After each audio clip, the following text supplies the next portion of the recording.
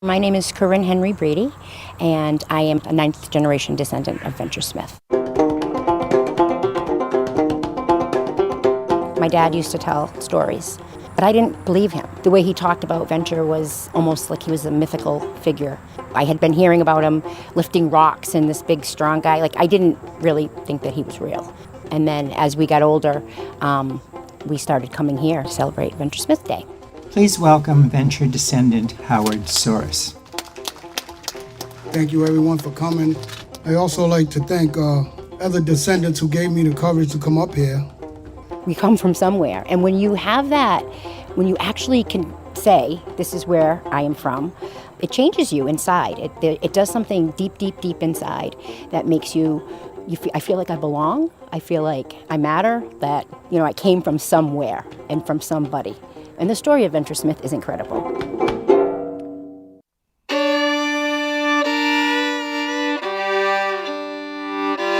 From Connecticut Public, this is Unforgotten, Connecticut's Hidden History of Slavery. I'm Diane Orson. And I'm Frank Mitchell.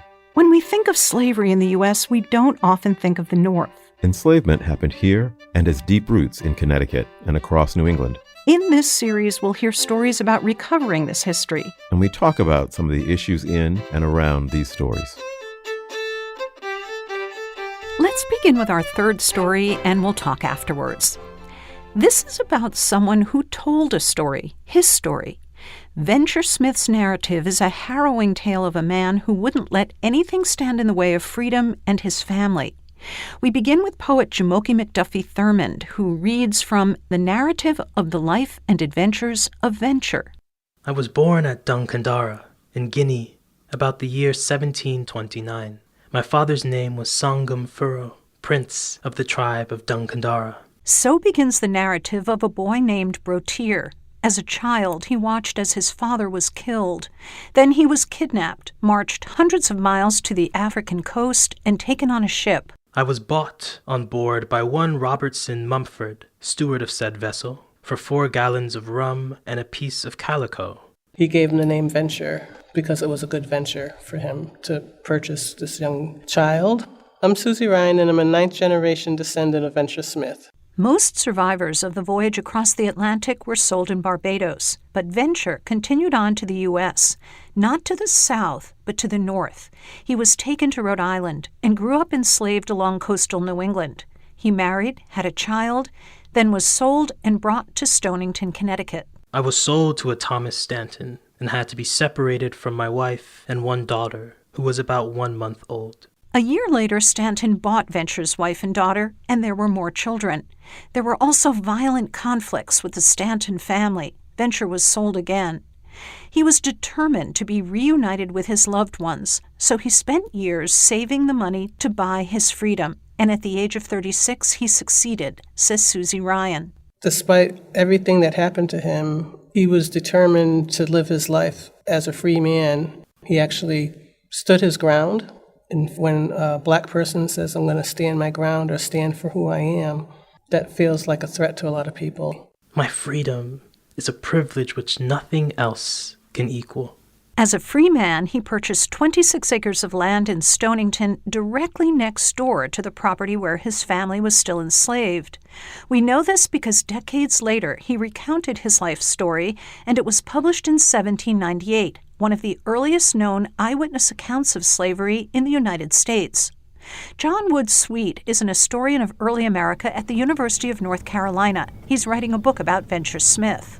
I think it's really important when you have a narrative like Venture Smith that challenges common narratives of American history to be able to root him in an actual physical landscape to demonstrate that events that he describes happening did happen, that the people he discusses were the people who were there. We're in Stonington at what's now the Barn Island Wildlife Management Area. There are trees and forest around us, but 200 years ago, this was the farm where Venture Smith was enslaved by Thomas Stanton. We walk along a centuries-old pathway to a clearing and see stone foundation walls for a small dwelling house. Researchers have confirmed that this was the home Venture Smith built while working to save the money to buy his family's freedom. To me, this is a really meaningful site. because this is a site that represents the way slavery tore families apart and how hard enslaved people and free people worked to reunite their families. The intimacy of this tract with the Stanton farm is a testament to his desire to be a good husband, to be a good father, to be connected to his family, even though legal ownership was separating them. In 1774, Smith sold the land in Stonington and with the proceeds purchased land about 40 miles away on Haddam Neck on the Connecticut River. Over time, he was able to buy back his family's freedom. He became a busy entrepreneur, farming, logging, fishing, and trading along the river. His property grew to more than 100 acres. Venture Smith died in 1805, and he's buried at First Church Cemetery in East Haddam. Each year, his descendants meet there to honor him. Nearly 100 people attended last summer's gathering, about 30 of whom were descendants. Amina Merritt flew in from California. The first time I came and I put my hand on the headstone and I fell to my knees and cried uncontrollably. I had never felt anything like that before. Merritt discovered her family history through a letter from Dr. Carl Stofko. He's East Haddam's longtime town historian. I find Dr. Stofko in the crowd. He walks with me over to Venture Smith's grave and reads from the headstone. Sacred to the memory of Venture Smith, an African, the son of a king. He was kidnapped and sold, but by his industry, he acquired money to purchase his freedom. Corinne Henry Brady is a descendant from Rhode Island. She describes a trip she took to Africa. We went to Ghana, where Venture was captured and enslaved and then brought to Newport. It was very emotional because I had some of my dad's ashes, and at one point we walked through the door of no return. Excuse me. And I was able to bring my father's ashes back to Africa. So it was very moving, needless to say. It was a wonderful experience. It really helped me to understand who I was, who I am, and where I came from. More and more people are learning about Venture Smith, in part because his narrative was published, but also because his descendants keep his story alive. Akia DeBarros-Gomes is a visiting scholar at Brown University's Center for the Study of Slavery and Justice.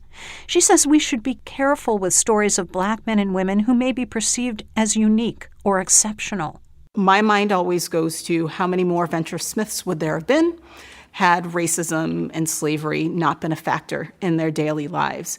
They are really important stories, but we need to be careful to make sure that we are not somehow saying that individuals like Venture Smith are different from the rest of the Black population. Venture Smith shared his story, says his descendant Susie Ryan, and she hopes he inspires others to share theirs. The history of enslaved people, it's out there, it's just not uncovered.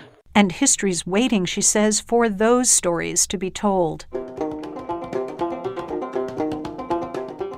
So what's so great about the warning from Akia is that 15, 20 years ago, when Venture Smith really did seem like the exception, the only one, in the years since then, we found other incredible stories of people who have done amazing things in Connecticut.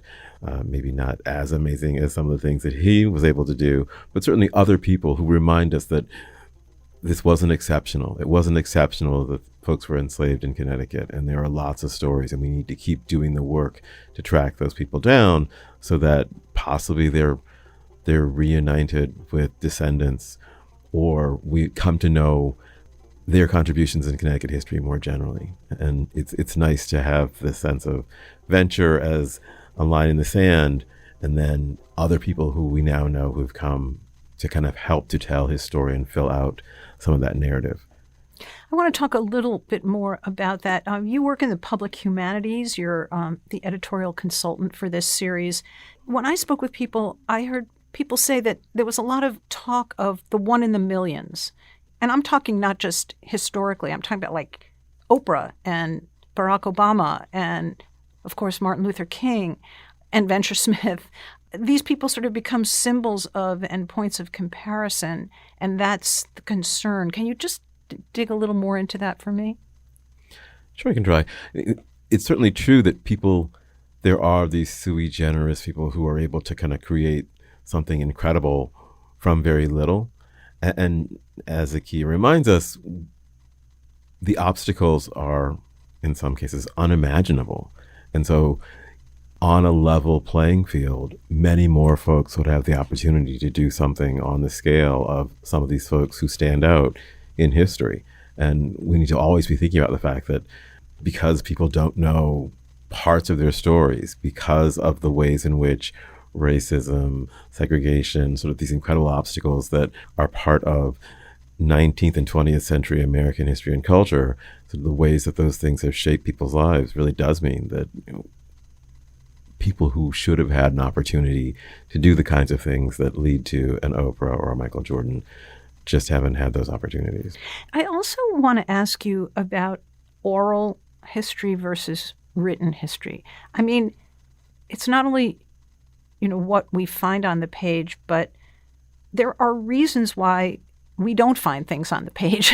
I mean, there are reasons why there are silences, so to speak, in history. And if we don't think about that, then we can tend to think those people didn't exist. We can tend to sort of erase people and their accomplishments and delegitimize people and their accomplishments. And can you just touch on that a little bit? If we aren't looking in the right places, we don't see some of these stories, and we don't see the marks people made as they were trying to claim a place in history. And at the same time, mid-90s for me, when people were lifting up Venture Smith as sort of an exception and suggesting that because there weren't diaries and letters and other kinds of traditional historical sources to document the lives of free and enslaved Black people in the early 19th century, those stories didn't exist, or we could never know these things because they didn't leave that kind of a record. And in fact, we have found ways to track people down, and they aren't the same as a memoir or a diary, but with good historical techniques, we're able to begin to tell stories of people and document them through the sources and the places where they did make their mark and intervene and leave a little bit of a record. And in some cases, it's property records. I mean, there's a great example in the northwest corner of a man after the Revolution who comes into the northwest corner from Massachusetts and is buying and flipping properties. And so who knows if he could read, who knows how else he appears in the historical record, but in and around Cornwall, you can see him buying, mortgaging part of the property, selling pieces of it. So he shows up for 5 or 10 years as somebody who's trying to make his mark and trying to tell a story about who he is. And you get a sense of who his children are as he's kind of leveraging pieces to them. And it's kind of incredible. It's probably the only record of him, but he's making a mark in the place where he knows history will record him. And if we're looking for people in those places, we can find and begin to think about sort of the ways they're trying to change their circumstances and tell their story, even though it's not through a letter or a diary. Venture Smith's narrative is a remarkable document. And we're going to take a moment to listen now to an excerpt of Venture's narrative read by poet Jamoke McDuffie Thurmond. My master liberated me, saying I might pay what was behind if I could ever make it convenient. Otherwise, it would be well. The amount of money which I had paid my master towards redeeming my time was 71 pounds, 2 shillings. The reason of my master for asking such an unreasonable price was, he said, to secure himself in case I should ever come to want. Being 36 years old, I left Colonel Smith once for all. I had already been sold 3 different times, made considerable money with seemingly nothing to derive it from, been cheated out of a large sum of money, lost much by misfortunes, and paid an enormous sum for my freedom. Amidst all my grief and pains, I have many consolations. Meg, the wife of my youth, whom I married for love and bought with my money, is still alive. My freedom is a privilege which nothing else can equal. Notwithstanding all the losses I have suffered by fire, by the injustice of knaves, by the cruelty and oppression of false-hearted friends, and the perfidy of my own countrymen, whom I have assisted and redeemed from bondage, I am now possessed of more than 200 acres of land and 3 habitable dwelling houses. It gives me joy to think that I have and that I deserve so good a character, especially for truth and integrity. While I am now looking to the grave as my home, my joy for this world would be full if my children, Cuff, for whom I paid $200 when a boy, and Solomon, who was born soon after I purchased his mother, if Cuff and Solomon, oh, that they had walked the way of their father. But a father's lips are closed in silence and grief. Vanity of vanities, all is vanity.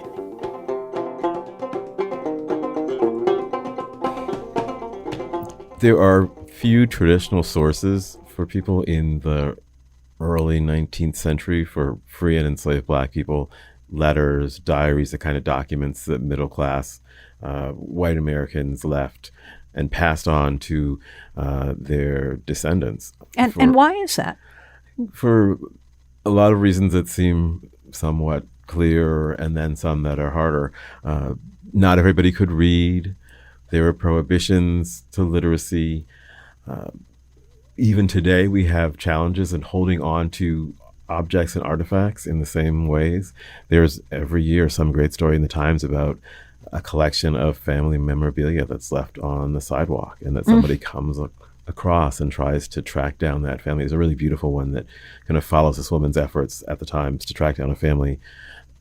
Beautiful photographs from the 40s and 50s in Brooklyn that were on the street corner outside of her apartment. And lots of reasons why that would happen. People moving, people having to leave a place in a hurry, but holding on to those stories in the early 19th century would have been even harder. The kind of leisure, all the reasons you could imagine that would have prevented somebody like even a Venture Smith, if he hadn't had the ability to dictate his story to, or to kind of have someone help tell his story, or a James Mars. James Mars, another enslaved person who left a narrative. Another famous Connecticut resident who left a narrative.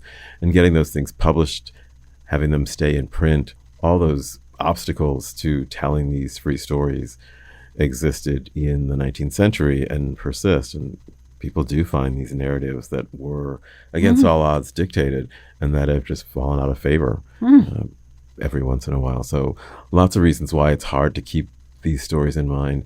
And people took the chance to sort of find other ways of making their mark in the historical record if they couldn't write a story or leave letters to family members.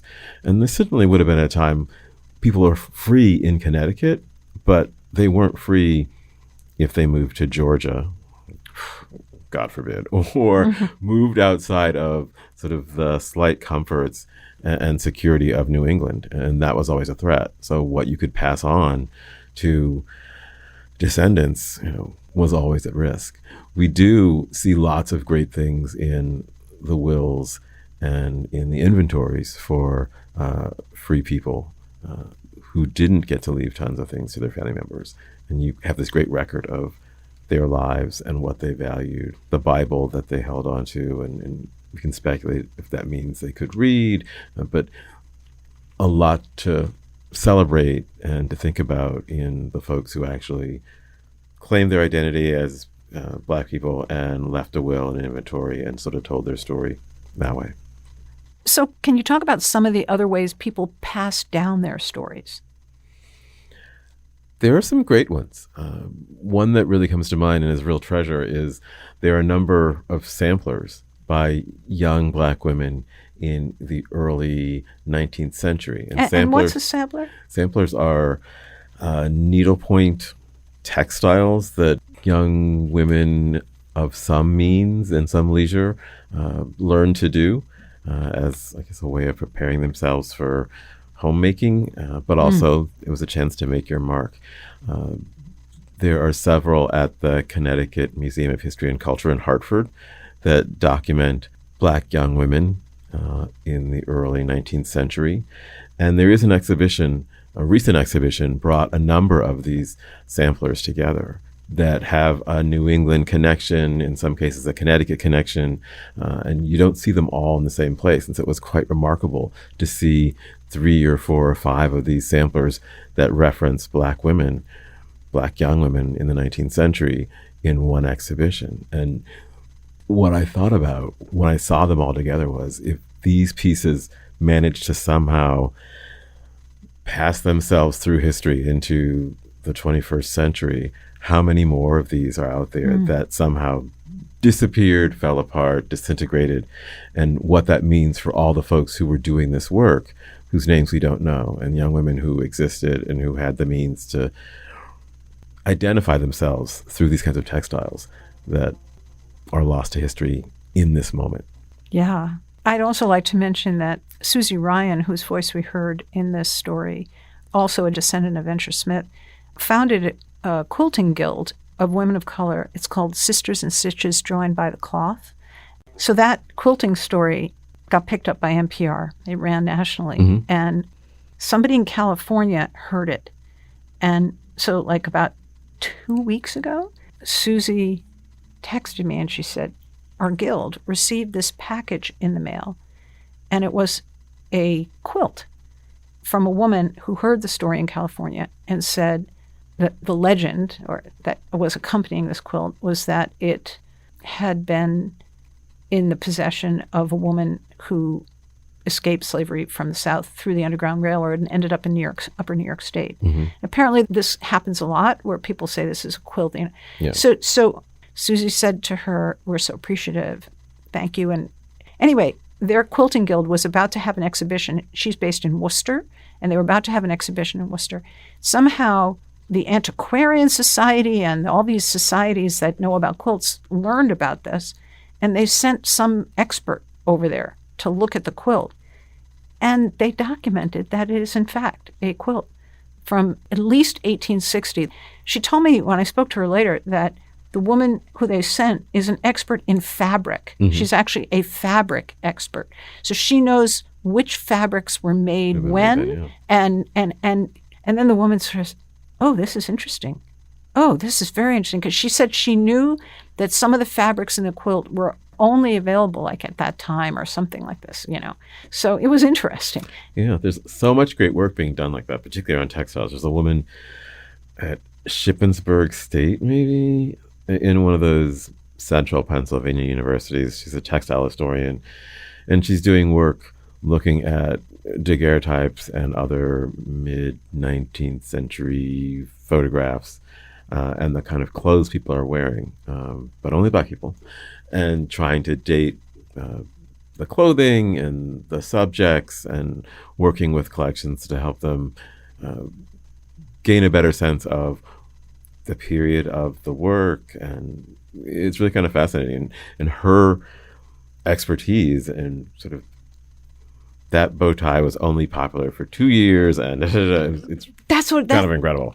I mean, this was another kind of window into, it's so fascinating, super interesting. Yeah, it's like once people bring the right tools, you can learn so much, and people haven't been inspired to bring those tools to certain kinds of challenges and questions, but now they are. And so you really can learn a lot about a quilt or a bow tie or a picture when folks start unpacking them by dating the fabrics or dating the style, and it helps a lot.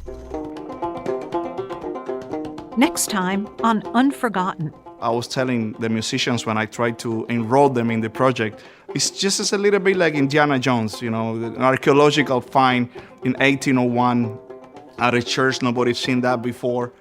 And as it turned out, might as well be the first African-American printed music ever. Thanks for listening. I'm reporter-producer Diane Orsen. Frank Mitchell is our consulting editor. Eric Ossen is our executive editor. The senior director of storytelling is Katie Tolarski, and Cassandra Basler is our podcast producer. Editing help from Patrick Scahill, Erica McIntosh, and Meg Dalton. Special thanks to Julianne Veracci, Senior Director of Visuals. A big shout out to our social, visuals, and marketing teams for their support. Vanessa de la Torre is our Chief Content Officer. Our theme music is The Pleasures of Solitude from a manuscript with compositions by Sonny Freeman. Visit ctpublic.org/unforgotten to learn more about the project, including more photos and videos. Unforgotten is a production of Connecticut Public.